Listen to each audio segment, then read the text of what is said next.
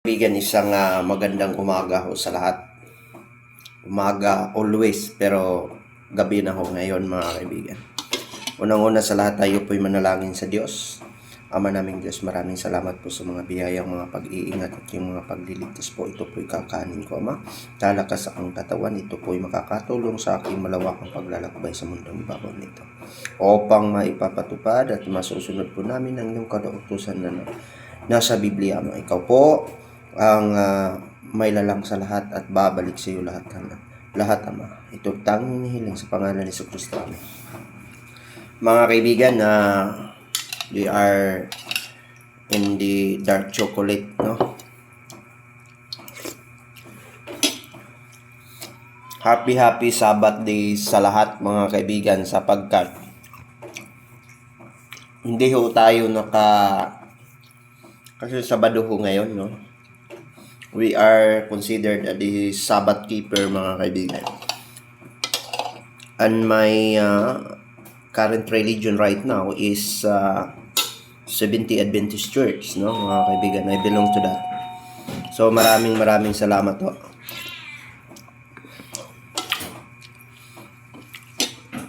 Na kung saan malaki po ang pananagutan natin pag hindi ho tayo sumang-ayon at sumatalima sa mga kautusan pong nalalagay sa Biblia. Kahit sino man mga tao sa buong mundo, ay ang Ama po ang may lalang yan lahat mga kaibigan. Alam ho natin yan. Either you read in many chapter of the what do you call this, the Old Testament and the New Testament, the Sabbath is always there mga kaibigan. Not only for the SDA Church so are dedicating to in the race day of the Sabbath, but there is a lot of the church worshiping Sabbath or Saturday, during Saturday mga kaibigan, around the world. Marami po niyan.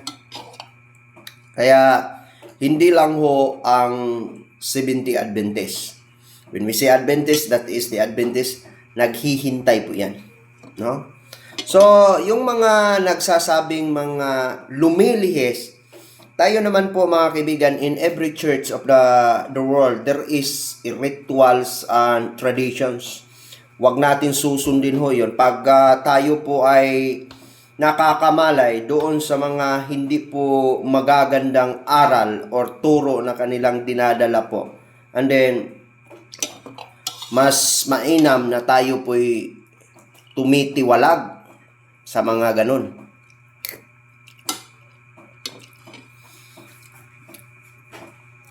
Kaya yan po ay utos ni Jesucristo. At may narinig tayo at nakita tayong video, mga kaibigan, ito po'y patungkol doon sa hindi na raw kailangan kay sumay-sumay daw ang tinatawag na bautismo sa anak, Ama, Anak at saka Espiritu Santo. Kailanman na nagiging sumay-sumay yan mga kaibigan? As far as I am not expert about the Bible, I am not expert to deliver everything about the Bible. Pero ito lang po yung sasabihin ko. Hindi lahat ng nag-aaral ay nakakasumpong or nakakatagpo sa tunay na kalooban ng Diyos. At hindi lahat na nag-aaral about theology, about there is a lot of schoolings out there. School religions or many out there mga kaibigan, even in the course na mga iba't ibang kurso ho natin mga kaibigan, hindi lahat po'y nakakasumpong. Ang turo po ni Jesucristo mga kaibigan, inuulit-ulit yan sa ilang mga bersikulo sa Biblia, no? Na anak ay Ama, Anak at saka Espiritu. Kung makikita ho natin sa Matthew chapter 28 verse 19, yung turo ni Jesucristo yan. Bakit nagkaganon? Kasi yung mga ibang mga ngaral, mga kaibigan, ay lumilihis ho sa tunay na katayuan ng Biblia. Marami ho sa atin ang bumabasa ng iba't ibang mga interpretasyon ng tao lamang na nakababasa doon sa Biblia, na which is mali naman yung sinasabi nila. We are stick to the one to read the Bible, not to the interpretations of others. Only in myself, I referring myself to understand the Bible. Yan po ang hinihiling ko sa Diyos, na kung saan kahit isang sitas ng Biblia, isang talata ng Biblia, ay gusto ko pong maunawaan. Hindi lahat ng sitas, talata ng Biblia ay gusto kong malalaman. Because Bible, imagine mo, 66 books yan. 66 book yan. It's consisting for 31,102 verses, including the Old and the New Testament, and 1,189 chapters, including the Old and the New Testament. That is 66 books in the Protestant Bible. How about the original about that? It is all about 88 books. Ang dami ho mga kaibigan, no? May mga lumilihis ho mga kaibigan sa aral ng Diyos. At when to study Bible? And the Mark, the Salmo, ay may mababasa ho tayo doon mga kaibigan. Kung kang Hesukristo, before sunrise, siya po'y nag-study ng Bible, siya po'y bumabasa, doon po siya nananalangin ng maigi, at si David naman, during bedtime, before bedtime, mga kaibigan, or any quiet, silent of the day, mga kaibigan, ganun ho. That is three biblical pattern, mga kaibigan.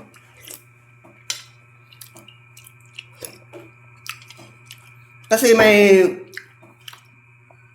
pag walang tututol doon sa mga maling aral po na inano po mga kaibigan, yan po ay magiging kapanipaniwala na. Lahat ng tao ay maniniwala sa mali pag walang tututol sa mali. Kaya sinasabi sa Biblia, punain mo sila na may kabagsikan. Yan po ang sabi. Mga kaibigan. Kaya, in my side, I do not stick to the one for the religions because isa po akong taong gobyerno.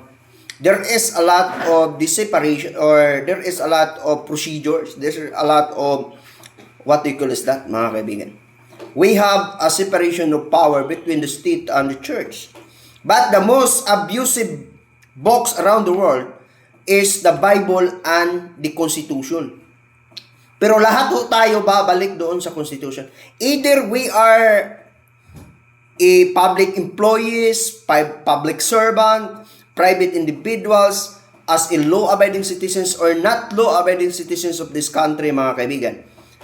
They are mandated to follow the privileges under of the Philippine Constitutions, and also, we are also to recognize and familiarize and to internalize what is the Bible teaching us, to shape and nurturing our heart into the good law-abiding citizens of this country that they are created by God. Mga kaibigan, ganun ho. Hindi po nagsasabi, nasa mga kabataan lang ang tunay na pag-asa ng bayan. Totoo na po yun, mga kaibigan. It is because that is a very biblical term. But ang tunay po ay magsisimula po sa sambahayan ho natin. Mula po sa ating mga kabahayan.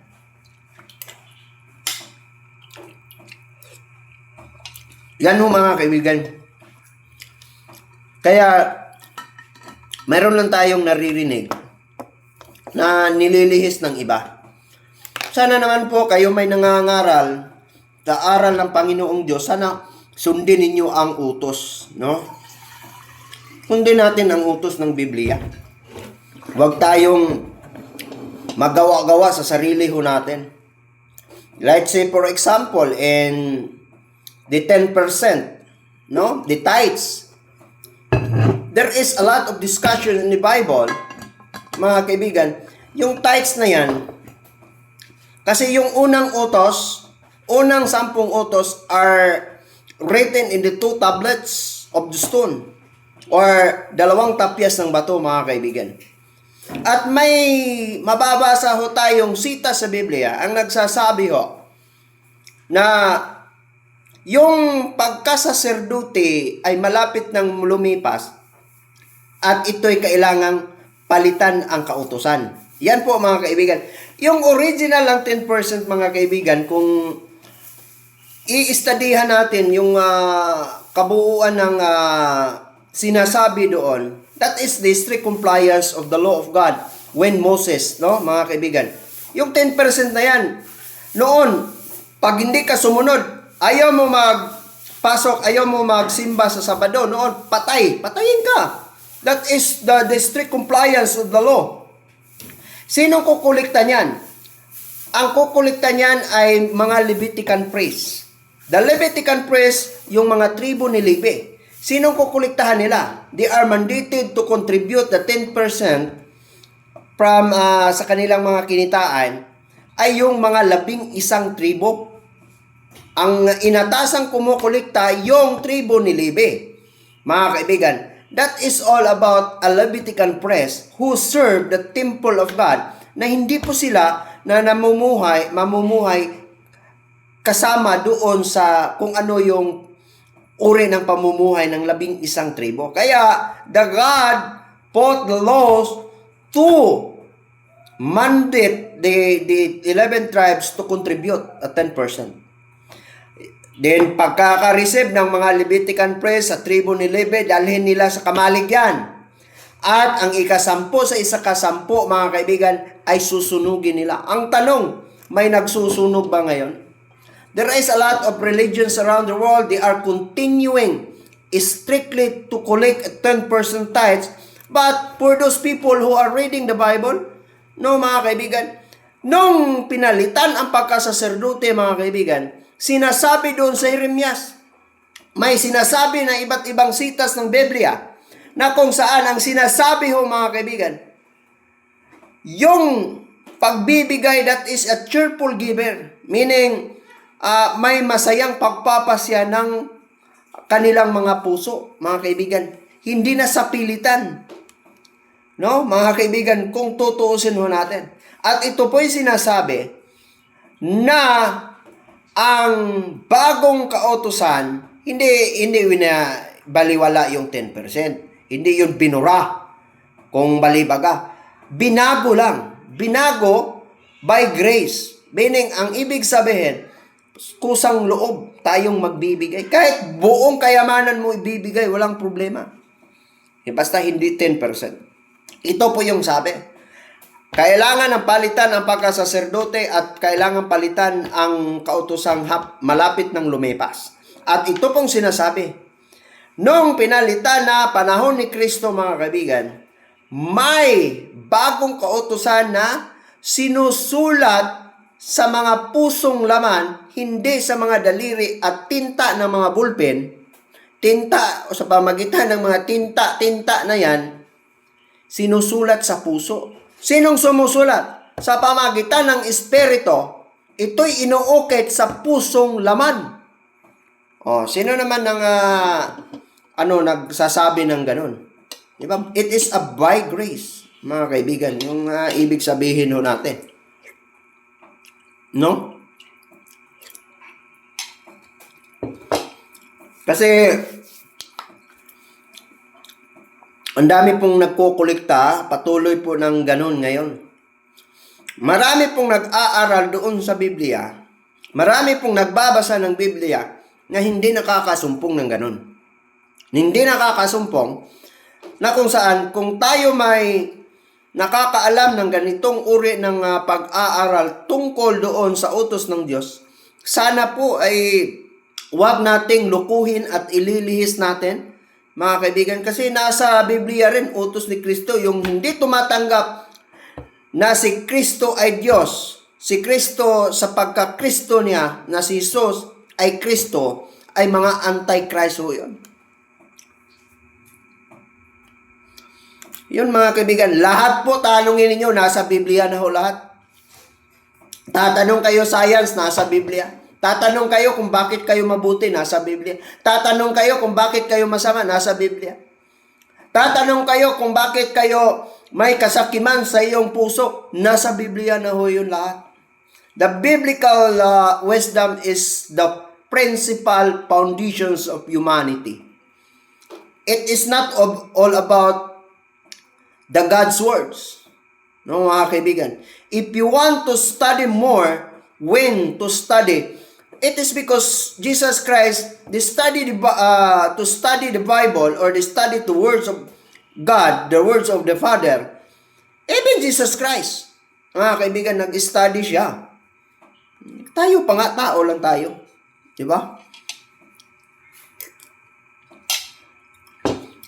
Yan po ang hirap.